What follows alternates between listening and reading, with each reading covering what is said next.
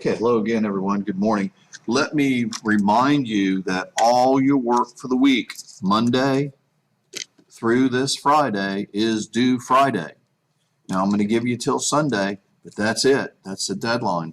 And I want a neat heading. So when you turn it in, you should turn it in with Monday, whatever the work is, Tuesday, Wednesday, Thursday, and Friday. It's all posted on YouTube. Okay. Okay, it's there. And Friday, I'm going to try to make a point to update the assignment. All right, let's take a look at this. Now remember, on MCR, your purpose here is to learn, and to learn some things maybe you didn't learn before. So if you haven't been on your times tables, I want you to do that. Okay, no, I don't want you to say, oh, I plan on doing it, and then you don't do it. Okay, do it. Look up here. This is the absolute value. So if you do double signs, you'll miss it. If you say a negative times a negative on this one, you're going to miss it. Cover up this one and do the inside first. It's absolute value. So that gives you a positive 7. Okay? But you have a negative on the outside. So your final answer is a negative times a positive. One negative will give you a negative. One negative equals a negative. Make sure you know that. That's it. However, this one is not absolute values. It's double signs. A negative times a negative is a positive, and we're done. Okay, there's a difference between these two, and I tried to show you that. Make sure you know. Order of operations. Please excuse my dear Aunt Sally. Let's take a look. You go from left to right. The first sign I see is a minus or a negative. The next sign I see is a minus or a negative. The next sign I see is times when they're written right next to each other. Times is up here. Subtraction is way down here. So I got to do this one first. So I'm going to have negative 6 and then a negative times a positive. That's one negative, so that's going to be a negative 8. Now the signs are the same. So you're going to add them and keep the sign. So it should be a negative 14. Look, this one looks like this one. So you have to add them up. Don't worry about negative and positive. They look the same. You add them up. The next one. The next one, they're equal. Multiplying and dividing is equal, but division comes first. So you have to do division first. So 6 divided by 2 is 3, and 3 times 3 is 9. That's the correct answer. If you do times, you're going to end up with 2 times 3 is 6, and 6 divided by 6 is 1. That's wrong because you didn't follow from left to right. Left to right. When they're equal, like these two, they're equal. Multiplying and dividing are equal. But it's which one comes first. And the first one I see is division. Make sure you know that. Okay? All right, let's go on to the last one. Parentheses, you do first, even though it's addition. So parentheses is 21 divided by 7 minus 2. Division is higher up than subtraction. So that's going to be 3 minus 2, which equals 1. Any questions on the bell work? Raise your hand if you do so I can help you. All right, let's go on. Today's work. Today's work, we're going to do area and perimeter. Okay, the book also has volume, but that's too much to teach you right now. Let's talk about perimeter. So write this down. Perimeter is the distance around. Okay? Like here, it's a square or a cube, or rather a square, not a cube. A cube looks like this. Sorry. This is a cube where you brought two squares together like that. That's a cube. But this is a square. So perimeter, you got to add up all of these. So it's 3 plus 3 plus another 3 and then plus another 3. So the perimeter is basically 3 times 4 here is 12. 12 inches. Okay, it's one dimension. However, the area is length times width, okay, or side times side. So it's going to be 3 times 3. So this is going to be 9 square inches or square feet. Now what that means is this, watch. If I go 0, 1, 2, 3, 0, 1, 2, 3, and then I make squares, like the squares on the floor, there should be 9 of them. Look, 1, 2, 3, 4, 5, 6, 7, 8, 9. There's 9 squares. And that's how they sell carpet or grass, okay, or concrete. Let's go on. The next one is a rectangle. So I want you to find perimeter and area. Well, perimeter is, you got to add it all up. 4 and 4 is 8, 9, 10, 11, 12. So I'm going to say 12 inches. The area is 2 times 4, which equals 8 square inches, okay? So it's 1 dimension for perimeter, 2 dimension for area, and volume is 3 dimension, and we're not talking about that right now, but there's only 3 dimensions. This one right here, you can do perimeter. See, 3 plus 5 plus 7, that's 8 and 7, I guess that's 15 inches, okay? But you can't do area. The only way you could do area is if you had the height. The height is going to be with a box. Let's just say the height was 2. Okay, then you could say area of a triangle is 1/2 the base times the height. Well, you put dots on the box, or you color the box. I like to put dots. So the dots touch the 7 and the 2. Those are the 2 you use. So it's going to be 1/2 of 7 times 2. Put the dots, that's 14, and then half of 14 is 7 square inches, okay?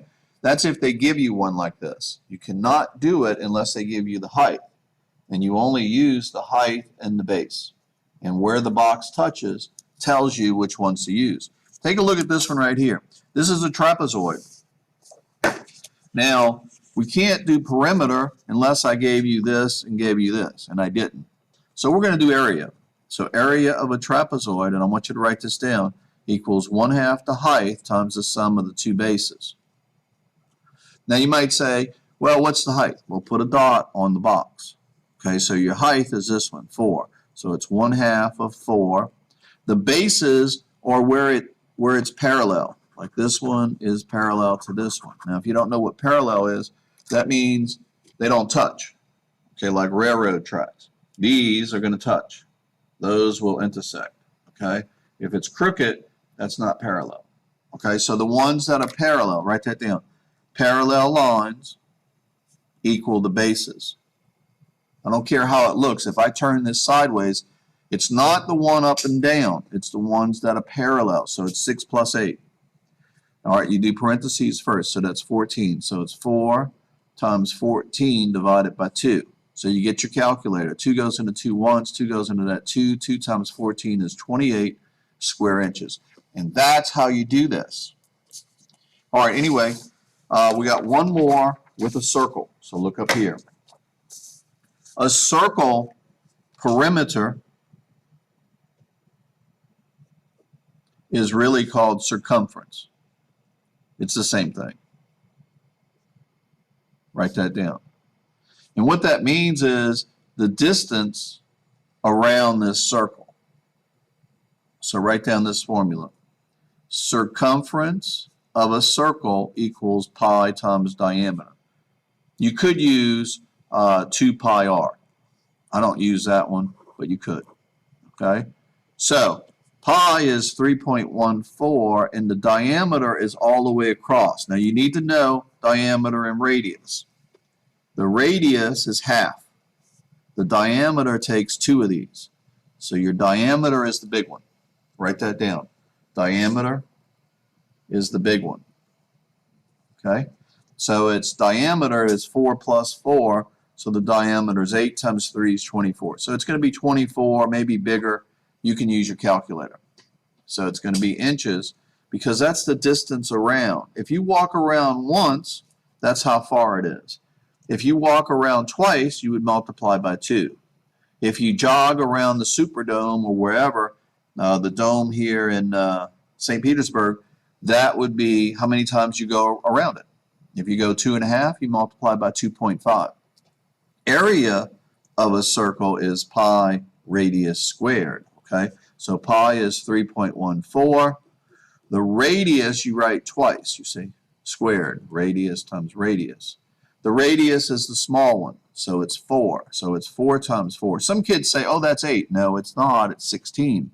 So it's 3.14 times 16. You have a calculator, you can finish it up.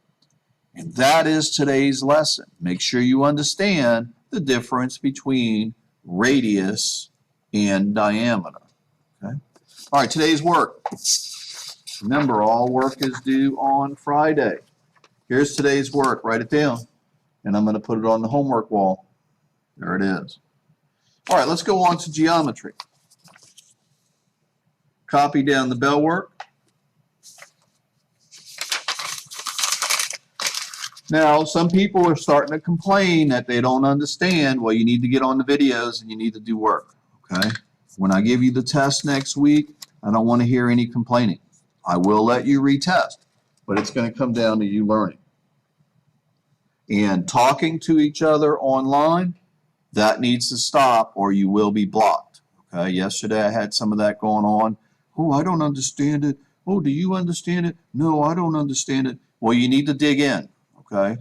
We're not going to, I mean, your videos are there. So your parents can look at them and see that Mr. Toops is teaching. You need to do your work. All right. So look up here. Remember, all work for the week is due on Fridays, but I'll give you Sunday. So week 2 is coming up. So I want Monday's work, Tuesday's work, in order, neat, with a heading. Okay? Wednesday, Thursday, and Friday. Whatever you don't turn in, you don't get credit for. Okay? I'm sorry, but that's the way it is. You're only going to get one shot at it. All right, look up here. If you don't know how to do it, you need to try. Okay? That's all I'm asking for. I'm going to show you what's on the test, but don't panic. You need to try. All right, look up here. Distance. Distance is this formula right here. So we're going to put the x's and the y's. Might be a good idea to label it, okay? Some of you who still don't know how to do distance. So it's going to be x minus x. So 5 minus a negative 8. And then negative 6 minus a negative 4. So you have a double negative. So that gives you 13 squared, which I think is 169. This is a plus. This becomes a plus, but you have more minuses. So that's a minus 2 squared. So it's going to be 169 plus 4, whatever that is, 173. If you put 173, it's wrong. It's not 173. It's the square root of 173. So the answer on your test next week, you're going to press 173, shift, square root. I want 13.2. You can round it off right here. 13.2. If you put 13.1, I'll probably give it to you, but I want you to know how to round. Let's go on. Inductive reasoning is where they give you specific examples. Specific examples, like yesterday. She pulled out the mango. Oh, it's not right. She pulled out another mango. Oh, it's not right. So she went with the conclusion that the whole basket was not right. Okay? And it may be true. It's logically true, but it doesn't mean it's realistically true. Okay? Again, you need to try. Specific to a conclusion. Specific examples. That is what inductive reasoning is. Can you give an example? Well, again, I think I used this one before. Let's say I'm parking and I want to go in the store and I see all ladies going into the store. So I conclude that it must be a ladies' store. But that doesn't mean it is. Okay, so that's inductive reasoning. Let's go on, number 6. You had this one yesterday. Watch again. Negative 5, 1, 2, 3, 4, 5, up, 1, 2, 3, 4, put a P. And then 1, 2, 3, 4, 5, 6, 7, and then down, 1, 2, 3, 4, 5. Square it off, draw the line, square this off like that. Now count. 1 space, 2, 3, 4, 5, 6, 7, 8, 9, 10, 11, 12. So it's 12 spaces here. Count this one. 1, 2, 3, 4, 5, 6, 7, 8, 9. 9 spaces here. So the distance is 12. The distance is 9. So you're going to take 12 and 9 and you're going to multiply by by 2/3. Real simple, okay, not hard. So here, put a 1 under there. 3 goes into 3 once, 3 goes into that. 4 times 2 is 8. So on the one that's 12, you're going to go over 8 from P. So that's 1, 2, 3, 4, 5, 6, 7, 8. It looks like it's about right here. So that's 8 steps this way. And then you go down, and that would be your answer. So it looks like the answer is 1, 2, 3, down 1. So I'm going to say 3, -1 will be where it's at. There it is. And that's how you do it. That's how we rock and roll. This one right here, you can finish it up. 3 goes into 3 once, 3 goes into that 2 times 2 is 4. So you would go down 4. Let me make sure that's right. 2/3 of none, that's 3 rather, sorry. And 3 times 2/3, 3 times 2 is 6. So you want to go down 6. So look at it. 1, 2, 3, 4, 5, 6 is about right here. And actually I was off. It should be 3 and -2. There's your answer. That's how you do that. Let's talk about today's work. On a new sheet of paper, copy this down. We're going to talk about conditionals, and this is perfect for some of you. Okay? If I complain, then it will be all right. Well, no, it's not going to be all right. Okay? Now circle the if and circle the then. This part after the if is called the hypothesis. Put an H right there. The part after the then is called the conclusion. Put a C. HC. If you include the word if, you're going to miss it. Okay? Again, the hypothesis is after the word if, but it doesn't include the word if. Okay. Converse means switch.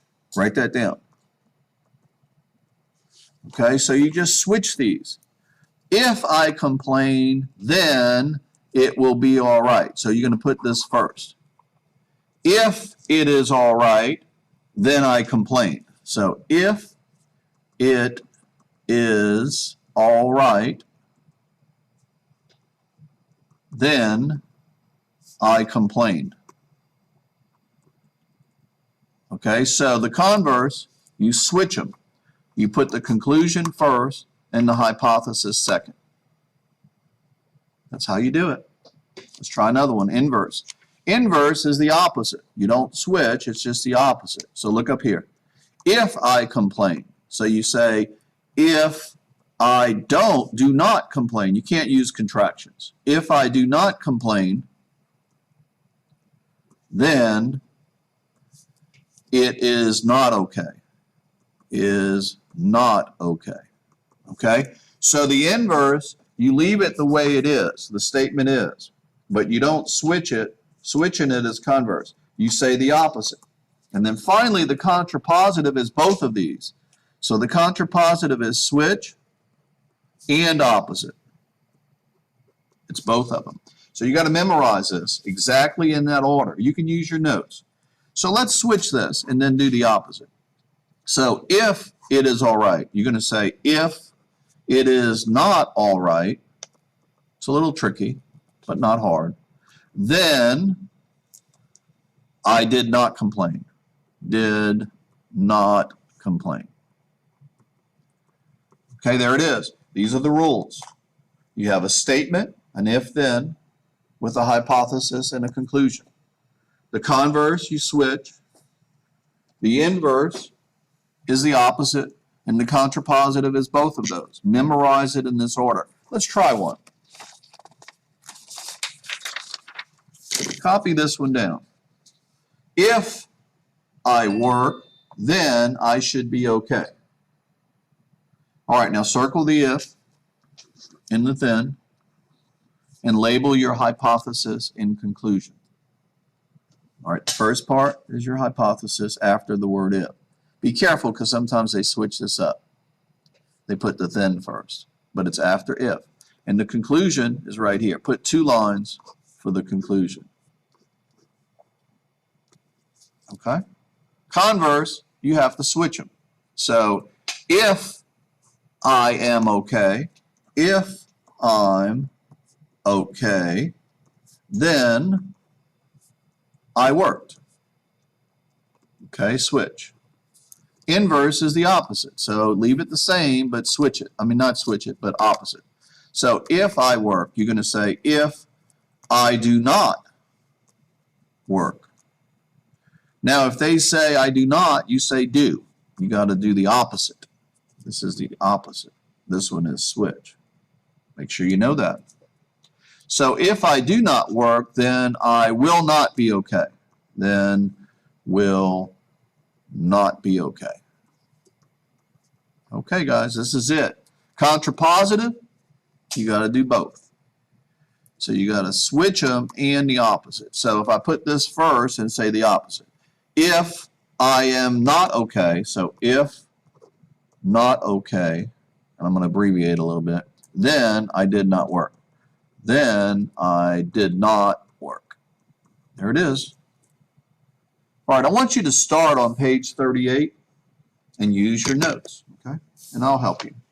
Remember, complaining is not going to do any good, guys. It's there. The work is there. You need to keep up. All right, have a good day, and I'll see you in class.